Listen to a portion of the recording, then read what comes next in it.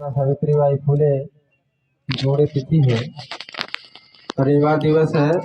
हम उन्हें सत सत नमन करते हैं। राष्ट्रपिता ज्योतिराव फुले, बाबा साहब अम्बेडकर, तमाम उन महापुरुषों को जिन्होंने हमारे मूल निवासी समाज को जन जागृति देने और उन्हें आगे बढ़ाने में साथ सहयोग किया, सभी को श्रद्धा सुमन अर्पित करते हैं। साथियों, ये कार्यक्रम समापन की तरफ जा रहा है क्योंकि बहुत ज़्यादा समय हो गया है, बहुत देर से चल रहा है। हम आज राष्ट्रमाता सावित्रीबाई फुले के इस परिनिर्वाण दिवस पर सिर्फ इतना ही मैं कहना चाहूँगा कि जब तक हम शिक्षा के साथ साथ सामाजिक शिक्षा लेकर इस मूल निवासी समाज को उनके अधिकारों से परिपूर्ण न कर दे, तब तक हम सच्ची श्रद्धांजलि नहीं दे सकते। क्योंकि जो गांव में घरों घरों में दुर्गुण है, व्यक्ति व्यक्ति में जो दुर्गुण है, हम उस दुर्गुण को दूर करें। हम उन्हें शिक्षा के साथ साथ सामाजिक शिक्षा लाएं, क्योंकि इतना तो अब सभी जान गए हैं कि जिनके पास शिक्षा नहीं होती वो जानवरों के समान होते हैं। लेकिन साथियों, शिक्षा के साथ साथ अगर सामाजिकता नहीं है तो वह व्यक्ति अपने जीवन में परिपूर्ण नहीं है। उस जगह बाबा साहब का वो कथन लागू होता है जो बाबा साहब कहते हैं, मुझे पढ़े लिखे लोगों ने धोखा दिया। वो श्रेणी हम तभी पूर्ण कर पाएंगे जब हमारे अंदर सामाजिकता आ जाएगी। उस सामाजिकता से अर्थ है जो तथागत बुद्ध चाहते थे, बाबा साहब चाहते थे, अपने तमाम महापुरुष चाहते थे कि व्यक्ति में इंसान अगर है तो इंसानियत होनी चाहिए। हम उसके दुख दर्द में शरीक हों, वो हमारे दुख दर्द में शरीक हो। अगर ऐसा हम जो हमारे बीच महान संत रविदास जी कहते हैं, ऐसा चाहूं राज में, जो वो राज चाहते थे कि इस मानव जीवन को कभी कोई दुख ना हो, न उसे खाने के लाले पड़े, न पहनने के और न रहने के। और ऐसा हम तभी पूर्ण कर पाएंगे साथियों, गांव में शिक्षा चलाना, गांव में उनके सभी ग्रामवासियों को उनके अधिकारों के प्रति जागृत करना और जागृत हुए लोगों को इकट्ठा करके एक साथ एक आंदोलन करके बाबा साहब द्वारा जो संविधान में लिखित संविधान है, जो उनमें हमारे अधिकार दिए गए हैं, उन अधिकारों को लेना। अगर हम उन अधिकारों को ले पाते हैं तब हम राष्ट्रमाता अपने तमाम महापुरुषों को सच्ची श्रद्धांजलि दे पाएंगे। अन्यथा साथियों, मंचों से तो भाषण आज तक बहुत हुआ। देश को 75 साल आजाद हुए हो गया। अगर इस तरह से मंचों से भाषण देकर हमें हक और अधिकार मिल जाते तो मुझे लगता है ये काम कब का पूरा हो गया होता। अगर हमारे अंदर सही जानकारी है, अगर हम सही श्रद्धा से काम कर रहे हैं, अगर हम पूरा समय लगा रहे हैं, तो हमें यह भी ढूंढना चाहिए कि हमारे अंदर क्या कमी रह गई है कि हम सामने वालों को अभी तक समझा नहीं पाए हैं। दो कमियां हो सकती हैं, या तो हम उन्हें समझा नहीं पा रहे हैं या तो वो समझ नहीं पा रहे हैं। तो हमें उन तरीकों को बदलना पड़ेगा जिन तरीकों पे चलकर हम इस मूल्यवासी समाज को अच्छी दिशा में नहीं ला पाए हैं, अच्छे परिवर्तन की तरफ नहीं ले जा पाए हैं। हम उन्हें खुश नहीं देख पा रहे हैं, वो अपने जीवन में खुशियां नहीं पा रहे हैं। तो हम लोगों की जिम्मेदारी बन जाती है, हम लोगों की जिम्मेदारी होती है कि हमने अपने जीवन में इन्हें समझाने के लिए, इस मूल निवासी समाज को हक और अधिकार दिलाने के लिए जो कार्य हमने आज तक किया उसमें कहीं ना कहीं कमी रह गई है। साथियों, अब भाषणबाजी से काम चलने वाला नहीं है, काम करने से काम होगा। और इन काम करने के दौरान, जैसे अभी हम लोगों के भी सियालाल सर बता रहे थे कि गांव में जाना गांव के लोगों को इकट्ठा करना और आपकी जितनी बातें हों आप उनसे घंटे 2 घंटे बात कर सकते हैं। और मंचों पे बात न करने का मौका मिलना, वहां पर नाराज होना ये अच्छी बात नहीं है, क्योंकि हम सिर्फ बोलने के लिए ही सभा में नहीं जाना चाहिए, हमें सभा में जाना चाहिए सीखने के लिए।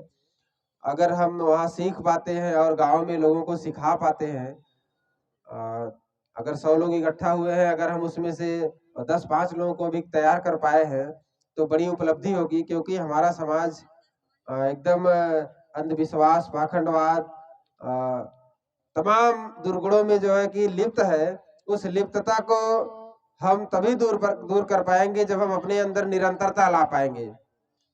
कबीरदास जी कहते हैं, करत करत अभ्यास ते जड़मत हो सुजान।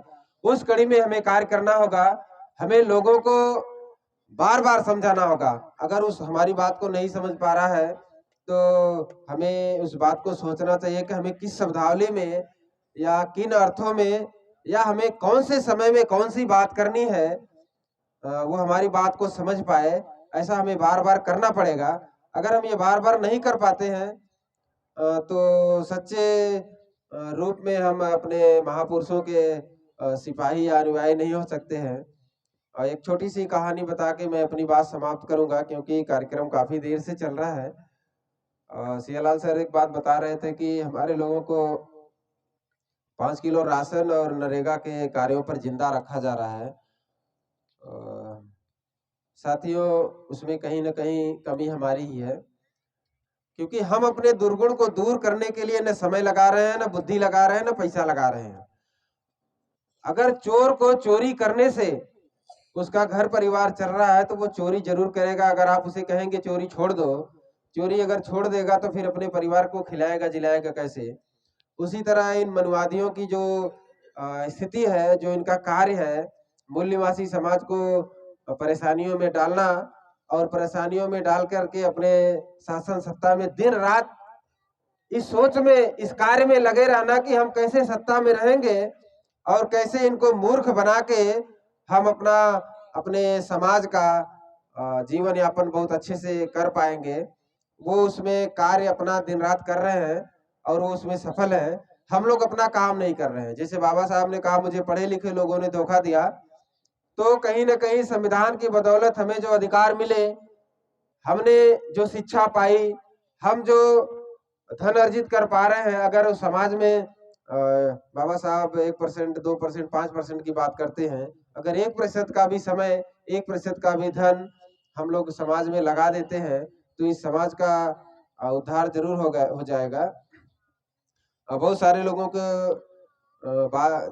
अंदर ये बात रहती है कि ये समाज सुधरने वाला नहीं है, ये बात नहीं मानता है। तो मैं उनके लिए सिर्फ एक ही संदेश देना चाहूंगा। और साथियों, अगर ये हमारा समाज बुरा करने वालों का बुरी बात मानता है तो हमारी अच्छा करने वालों की अच्छी बात जरूर मानेगा। बस हम उन्हें समझाने में किस तरह सफल होंगे, कितना समय देना होगा और कब कब जाना होगा, ये हमारे ऊपर निर्भर करता है। तो हमारे बुद्धिजीवी, मैं तो अपने आप को मानता हूं कि हमारे बुद्धिजीवी वर्ग की कमी है कि हम उन्हें समझा नहीं पाए आज तक। क्योंकि हम लोग जब से काम कर रहे हैं तो काम करने के दौरान ये समझ में आया है, क्योंकि मैंने 100 लोगों की बात की, 100 में अगर 5 भी समझ जाते हैं तो ये बड़ी उपलब्धि है। और उस कड़ी में हम लोगों ने कम से कम महीने में रोज का कार्यक्रम रखा है और एक एक दिन में 2-2, 3-3 मीटिंग भी हो जाती है। तो हमने कम से कम 60 लोगों को, इसी बहुत ज्यादा दूर नहीं, इसी करंजा कला और खुटहन सोधी का क्षेत्र मिला के कम से कम 60 लोगों को ऐसा तैयार कर पाए हैं कि वो रोज 2 घंटे की मीटिंग गांव में जाके कर लेते हैं। तो वो इसलिए कि हमने जितनी मेहनत की, कई गांव में मीटिंग की, अगर गांव से हमें 1-2 व्यक्ति भी मिल जाते हैं तो बहुत अच्छी चीज है। ऐसा हमें करना चाहिए, ऐसा मेरा विचार है। मैं वो सियालाल सर की वो 5 किलो राशन वाले पे बात बता रहा हूँ। एक बार गिद्धों का, बहुत सारे लोगों ने सोशल मीडिया पे पढ़ा होगा शायद, लेकिन मैं जो लोग नहीं जानते हैं उनके लिए बता दूं। और निष्क्रियता का जो मतलब है, सोशल मीडिया पे एक बार मैंने देखा कि कुछ गिद्धों का एक झुंड था। वो गिद्धों का झुंड कहीं मांस खाने के लिए निकल जाता है, तो मांस खाने के लिए जो वो एक जंगल के पास चले जाते हैं, वहां देखते हैं कि उन्हें आराम से जंगल के पास मांस खाने को मिल जाता था। तो वो बहुत दिन तक वहीं रहने लगे और वहीं से कहीं जाने का उनका विचार नहीं हुआ। तो उसमें एक बूढ़ा गिद्ध था।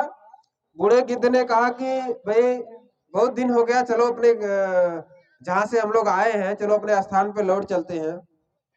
तो बाकी के साथियों ने कहा कि नहीं, ये बूढ़ा गिद्ध तो सठिया गया है, हमको यहाँ आराम से खाने को मिल रहा है, कहीं जाने की जरूरत नहीं है।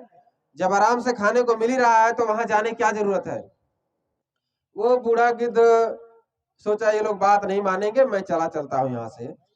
तो बूढ़ा गिद्ध वहां से अपने स्थान पर लौट गया और कुछ दिन के बाद उसे याद आया कि यार चलो मैं अपने साथियों से मिल आता हूँ। साथियों से मिलने के लिए बूढ़ा गिद्ध जब उस स्थान पे गया तो वहां पर सभी गिद्ध लगभग मर चुके थे और एकाक गिद्ध घायल अवस्था में मिला। तो जब घायल अवस्था में मिला तो उस गिद्ध से उस बूढ़े गिद्ध ने पूछा कि क्या हुआ, ऐसी कौन सी बात हो गई जो सारे लोग यहाँ, जितने लोग भी थे यहाँ सभी लोग मारे गए हैं, आज कोई जिंदा नहीं है। तो उस गिद्ध ने बताया कि एक बार की घटना है, सभी लोग मांस खाने में जुटे हुए थे सभी गिद्ध, अचानक शेर आ गया और शेर ने जो है कि सभी गिद्धों को दौड़ाया और शेरों के साथ 2-3 शेर थे, उन्होंने गिद्धों को दौड़ाया और दौड़ा दौड़ा के सभी गिद्ध को खा गए। क्या हुआ, उस स्थिति में सभी को भागना चाहिए था, वहां से उड़ना चाहिए था। तो उसने कहा कि उड़ने की तो बहुत कोशिश की लोगों ने, लेकिन वो उड़ नहीं पाए। वो नहीं उड़ पाने के कारण ही शेरों के जो शेर थे उनको खा गए। तो मैं फिर उन्हीं 5 किलो राशन पे आता हूँ। अगर हमें निष्क्रियता से बिना काम किए, अगर हम बिना काम किए सब कुछ चाहते हैं, अपना जो कर्तव्य है उस बिना कर्तव्य को पूरा किए अगर हमें खाना मिल जा रहा है तो जाहिर सी बात है कि आने वाले दिनों में हमें दुख होगा। उसी दुख में वो थे, अगर वो अपने जो उड़ने की क्षमता थी, वो उड़ने की क्षमता फ्री के खाने, बिना मेहनत के खाने के चक्कर में भूल गए और वो उड़ना भूल गए, इसलिए शेरों के शिकार हुए। इसीलिए मूल्यवासी समाज से भी ये निवेदन है कि हमारे अंदर जो प्रतिभा है, जो कला है, वो हमें कहीं ना कहीं जीवित रखना चाहिए, उसे करना चाहिए। अगर हम ऐसा नहीं करते हैं, अगर हम फ्री के चक्कर में ये free ration, free colony, free latrine, 300 रुपया पेंशन, 2000 रुपए के चक्कर में अगर हम अपना जीवन बिताते हैं और फिर उन्हीं के पीछे पीछे पड़े रहते हैं तो आने वाले जीवन में हमारा जीवन बहुत ही कष्टमय होगा। अंतिम लाइनों में यही कहूंगा कि हमारा जो कर्तव्य है, हम अपना कर्तव्य करें, अपने मानव जीवन में अपना कर्तव्य करते हुए अपना जीवन निर्वहन करें। यही राष्ट्रमाता सावित्री बाई फुले को सच्ची श्रद्धांजलि होगी। इन्हीं बातों के साथ मैं अपनी बात को रोकता हूँ। आप सभी को फिर से पुनः जय भीम, जय मूल्यवासी।